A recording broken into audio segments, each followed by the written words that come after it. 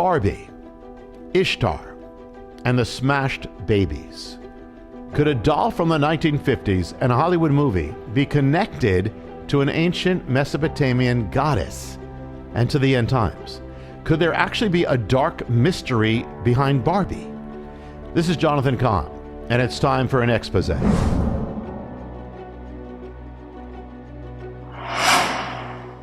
The biggest movie of the season is about a girl's doll from the end of the 1950s, Barbie, but the fact that Hollywood could take that doll and turn it into an attack on half of the human race, on marriage, on life itself, is a sign of just how sickened our culture has become. I'm going to give you a glimpse of just one scene that's going to give an expose to all the others, and it's going to take it to another dimension. Now, Ben Shapiro did a review of the movie to show how profound the movie is in its dumbness, but I'm going to take it to another realm, that of the spiritual. First, this has to be the most widely distributed anti-man movie ever made.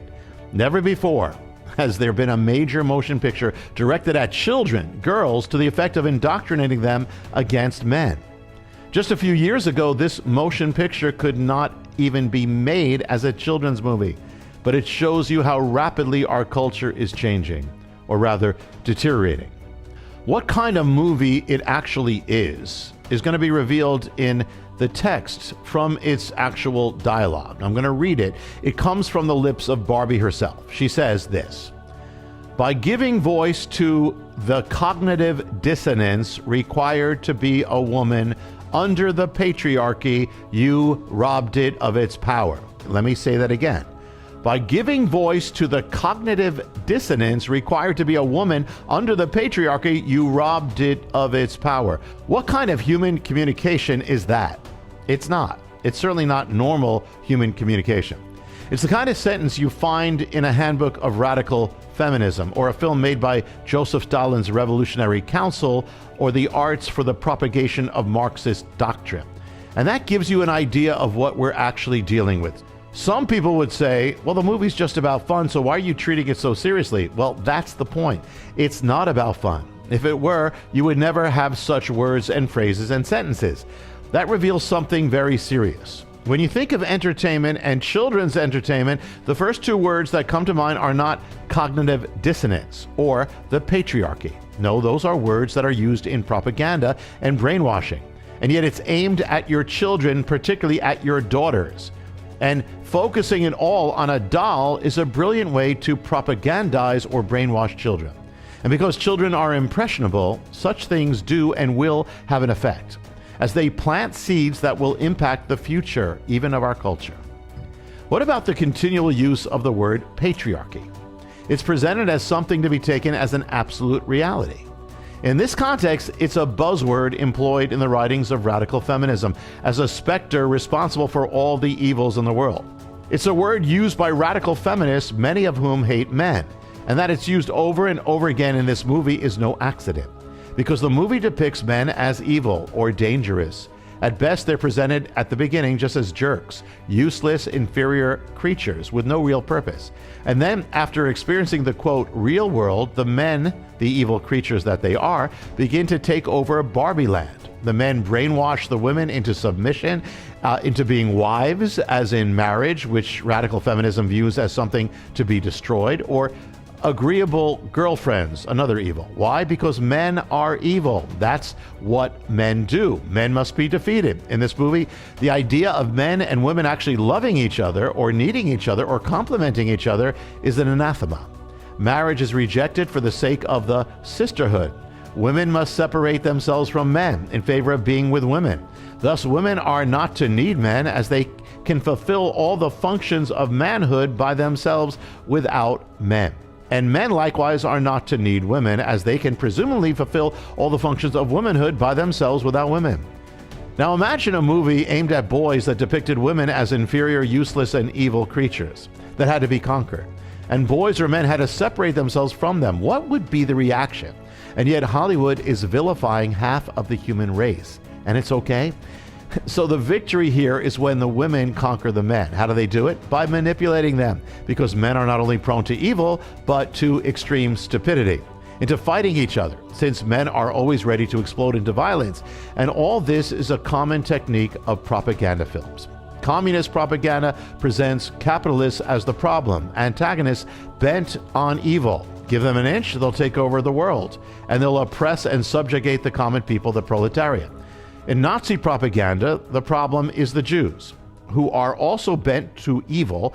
Give them an inch, they'll take over society. They'll take over the world. They'll subjugate the Aryan races. It's the same thing here, except that the antagonists here, the dangerous evildoers, are half the human race. And those whose existence with regard to women is actually linked to love and family and life in real life. The separating of man and woman in this movie is not an accident, any more than it's an accident that one of the Barbies in the movie is actually a transsexual, or that Barbie alludes to gay masturbation among the Kens in a movie aimed at children. What kind of culture pushes this on children? A sick culture, but it goes deeper. And here's the reveal, and it's there at the very opening of the movie. It's all there.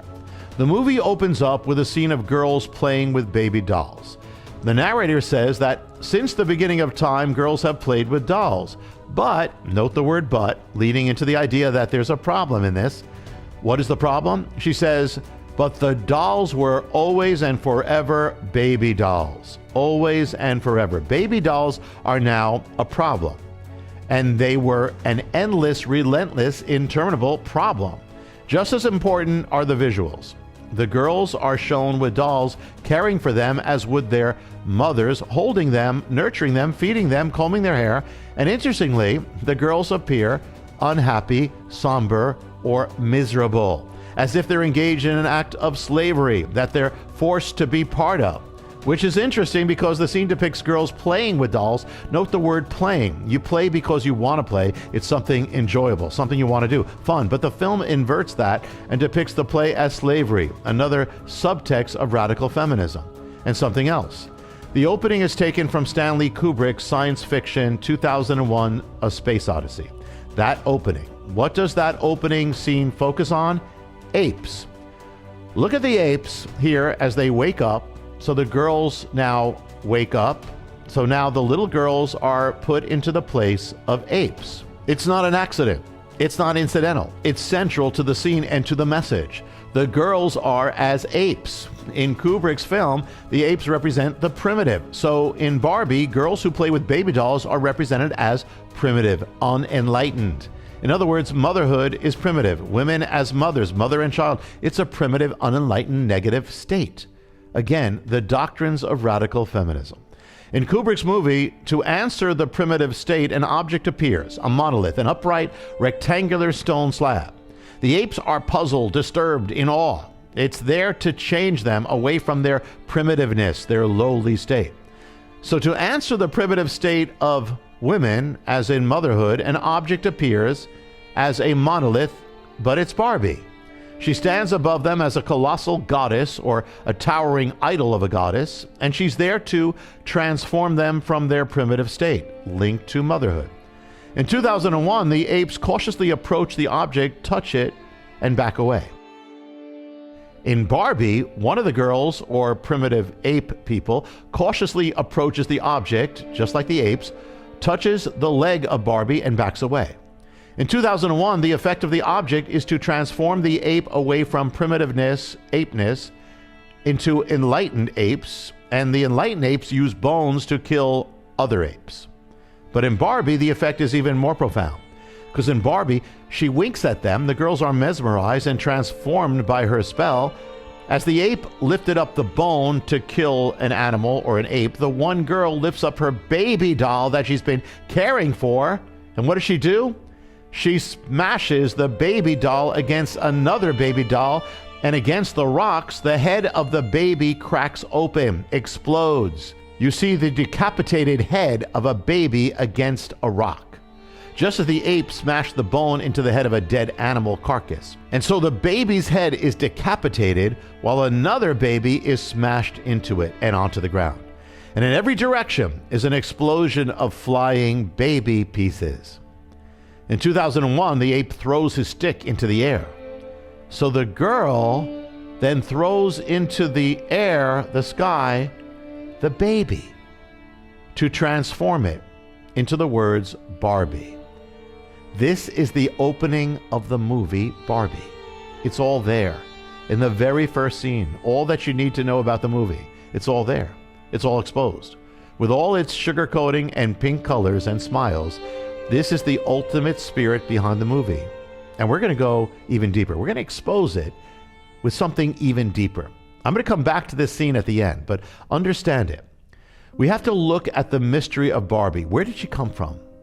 Where did she, what's her origins? Well, the word Barbie means stranger or foreigner. Where did Barbie come from? Came from another land. She came from post-war Germany. She was taken from a German doll named Bild Lily.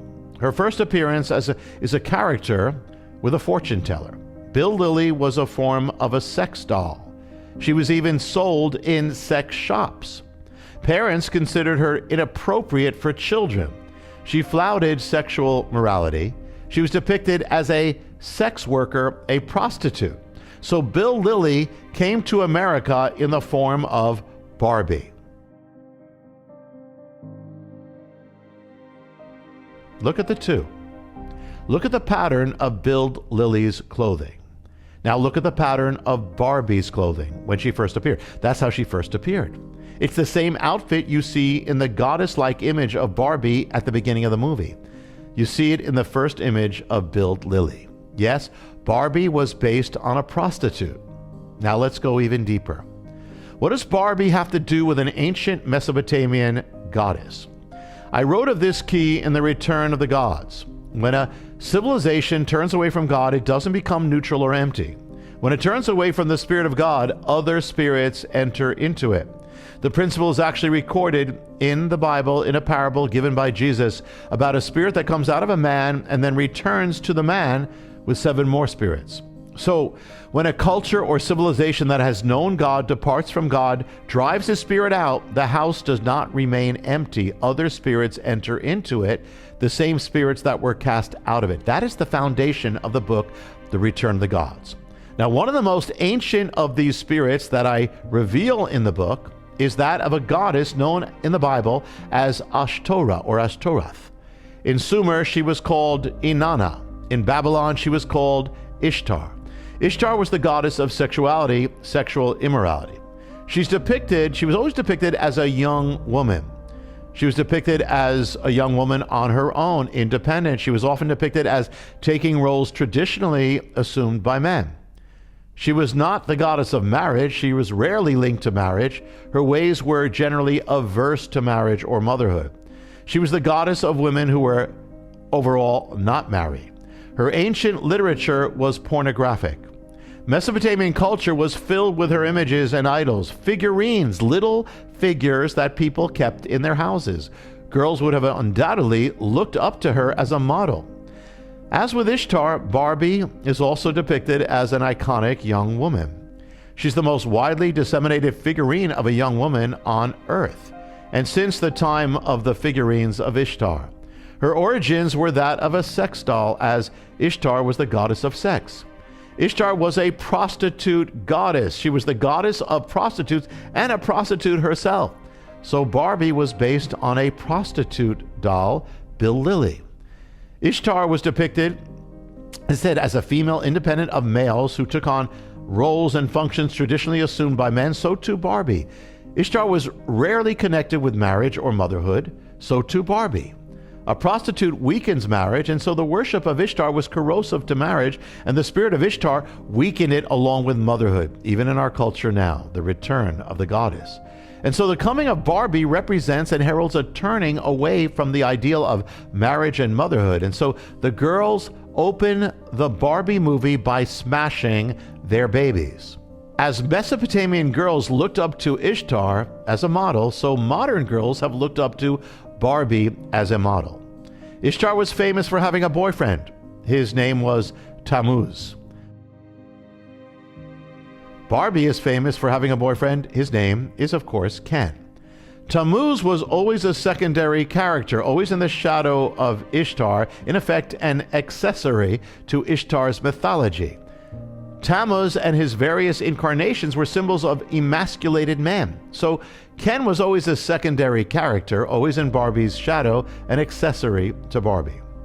Ishtar was the active agent in her mythology, while Tammuz was more passive and bland. Barbie is the active agent in her lore, and Ken is the more passive, bland one. In The Return of the Gods, I open up the ancient inscriptions about Ishtar, where it says, she grinds away the masculinity of men. Now, look at the Barbie movie, and look at Ken and the men in the movie. What does it do? It grinds away the masculinity of men.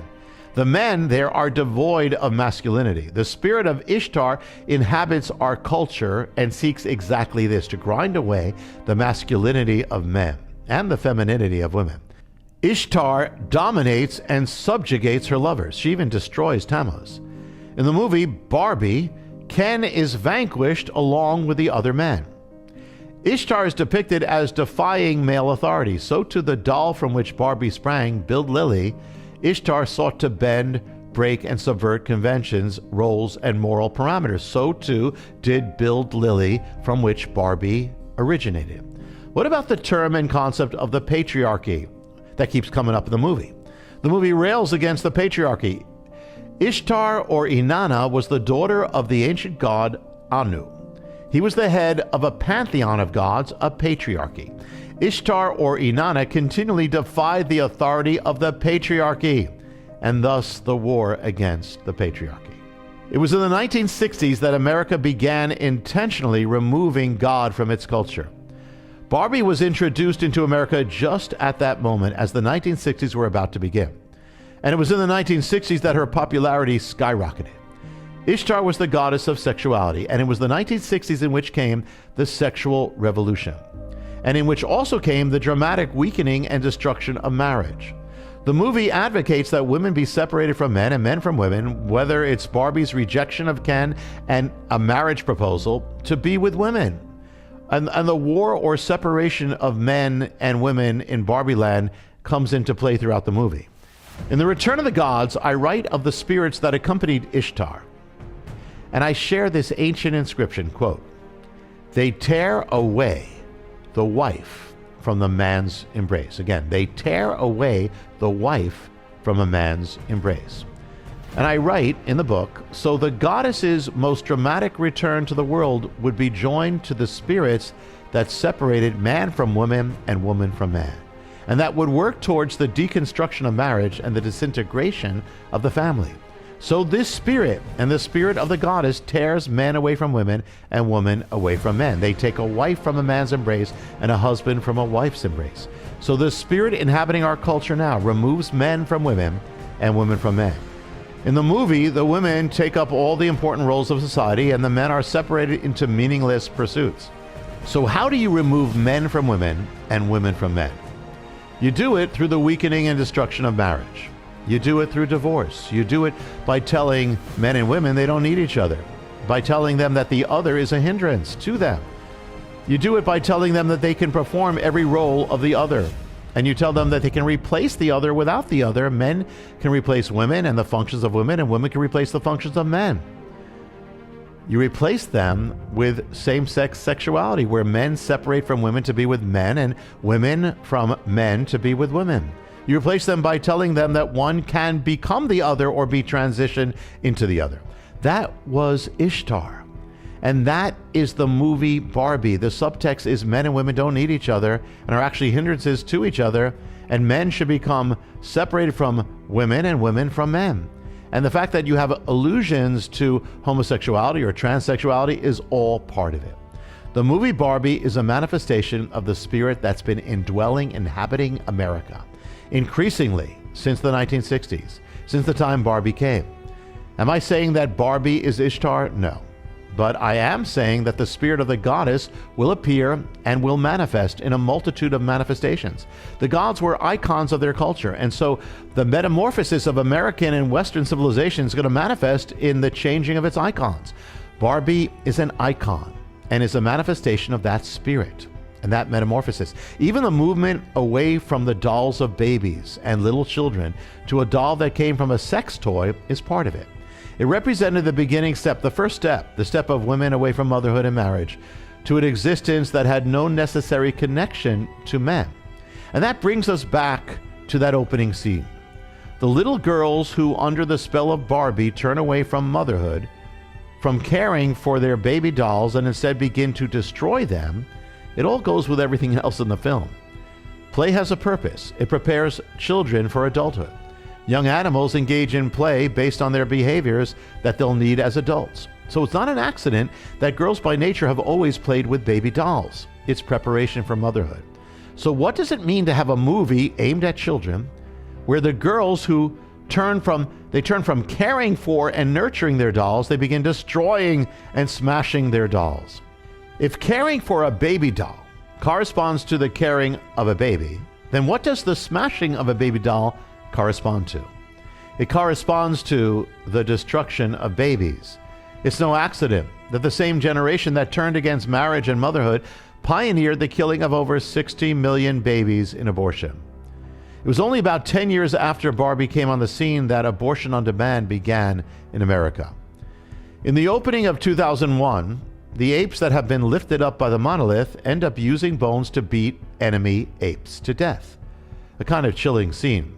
But the opening of Barbie is even more chilling because it represents the smashing not of an enemy, but of one's own baby. What do you think that seed that was planted in the minds of girls who watched that scene in that movie will give birth to? Will they be more likely or less likely to value motherhood and babies? More or less likely to have abortions? And that goes back to Ishtar. Ishtar, in her Phoenician incarnation, or Astarte, in the Bible as Ashtoreth, was also linked to the smashing of babies, to child sacrifice. In fact, some believe that her cult of prostitution helped supply the cult of child sacrifice. And this goes back to something I revealed in the Return of the Gods, that the ancient spirits are first identified in the Bible as the Shedim in Hebrew. Behind the gods were the Shedim, means spirits, as in Ishtar. But the word Shedim in Hebrew is linked to the word for destruction. The Shedim, the gods, the spirits, were the destroyers. Their aim is to destroy, and their strategy is to cause individuals or societies to destroy themselves. And the way they do it is to remove purpose. Men from manhood, women from womanhood, marriage from marriage, boys from boyhood, girls from girlhood, children from childhood, and mothers from motherhood. When you remove purpose, it leads to destruction. In the book, I wrote that the gods are always focusing on the young, the children, because when you get the children, you've got the culture and you have the future. When you remove the purpose of children, then you can destroy marriage, family, gender, a culture, a nation, a civilization. It's no accident that we now have a movement to transition girls into boys and boys into girls. And what more self-destructive act than to cause individuals to destroy their own babies, their children, the fruit of their lives, their future? That's exactly what these spirits did in ancient times. When Israel turned away from God, it's written, they caused their children to pass through the fire. They offered them up. Smashed babies. Think about it. Motherhood and the maternal instinct is vital for life. If you destroy that, or even weaken it, what is it going to lead to? It has to lead to death. And so it did back then, and so it will now. The scripture says we war not against flesh and blood, but against powers, principalities. And this is part of it. Don't be blind to what is taking place. And if the propaganda or attack is sugar-coated, that doesn't make it any less dangerous. It makes it more dangerous. Poison that is candy-coated is more dangerous than poison that is not. Parents, it's your charge and your responsibility to guard your children, your sons and your daughters, from any harm, whether by television, the school system, or the movies. You would not give your children candy-coated poison. Don't take them to see such things. And even if they can't understand why, stay in your homes until the plague has passed through the land, the pink plague. And if they have seen it or similar things, then talk to them. Administer the antidote. What is the antidote? The gods and spirits came into the vacuum of God's absence. The antidote is the presence of God. Don't lead them to the Barbie movie. Lead them to God. Only in God can you find the purpose of womanhood, manhood, childhood, life. Only in God can you find the purpose of your own life. In Messiah, Yeshua, Jesus. He said, let the little children come to me and don't keep them away, for such is the kingdom of God. He is still the answer, still the way, still the truth, still the light, still the one who gives life, meaning, and purpose. If you want others to see this message, press like. And if you don't want to miss the messages that are going to be coming from this site, press subscribe. And also check out the Facebook page with my name on it and hopeoftheworld.org. Until next time, this is Jonathan Cahn saying, stay strong in the Lord and in the power of his might. Shalom.